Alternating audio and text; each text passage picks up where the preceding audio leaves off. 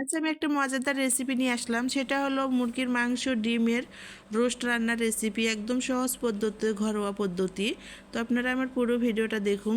এই মজাদার ডিম আর মুরগির মাংসের রোস্টটা আমি কিভাবে বানাবো। তো আমি কিন্তু এই যে এখানে আমাদের বাসার দেশি মুরগি নিয়েছি মাংস। যেহেতু মুরগির মাংস দিয়ে আমি রোস্ট বানাবো, এই জন্য দেশি মুরগির মাংস নিয়েছি। এটা ছিল আমাদের বাসার মুরগি। তো প্রথমে কিন্তু আমি এই যে মাংসটা দিয়ে দিলাম তেলে ভাজতে। আর লবণটা আগে থেকে মাখিয়ে নিয়েছিলাম। তো তেলে ভাজতে দিয়ে দিলাম। আগে মাংসটা রোস্টের জন্য কিন্তু ভেজে নিতে হবে।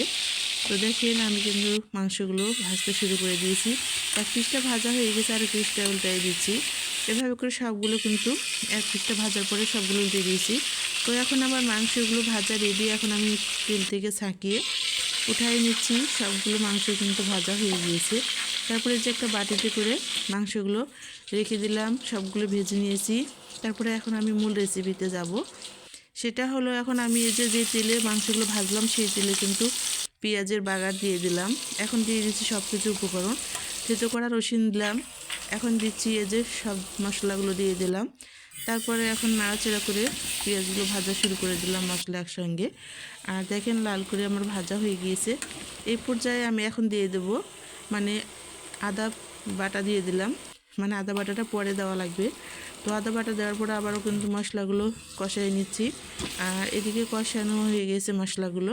এখন আমি দিয়ে দিচ্ছি এখন কাঁচামরিচ দিয়ে দিলাম 3 পিস। আর কাঁচামরিচ দেওয়ার পরও আবারও কিন্তু এখন দিয়ে দিচ্ছি মানে তেঁতুলের টক। তেঁতুলের টক কিন্তু অবশ্যই রোস্টে ব্যবহার করা লাগবে। আপনারা যে কোনো টক দিতে পারেন। এখন দিয়ে দিচ্ছি চিনি, স্বাদ মতো চিনি দিলাম। আপনারা আপনাদের পরিমাণ মতো চিনি দিবে। লবণ দিয়ে দিলাম। তো চিনিটা কিন্তু নিজেদের উপর নির্ভর করে আমরা যতটুকু চিনিটা রোস্টে ব্যবহার করব দিয়ে দিলাম। তারপরে এই যে ভেজে রাখা মাংসগুলো দিয়ে দিলাম। দেওয়ার পরে এখন সবগুলো এবার মাংসগুলো কষাই নিচ্ছি মশলার সঙ্গে। আর এইভাবে করে সবগুলো মাংস কিন্তু মশলার সঙ্গে ভালো করে কষাই নিতে হবে। আর রোস্টটা তাহলে অনেক বেশি ভালো হবে রান্না।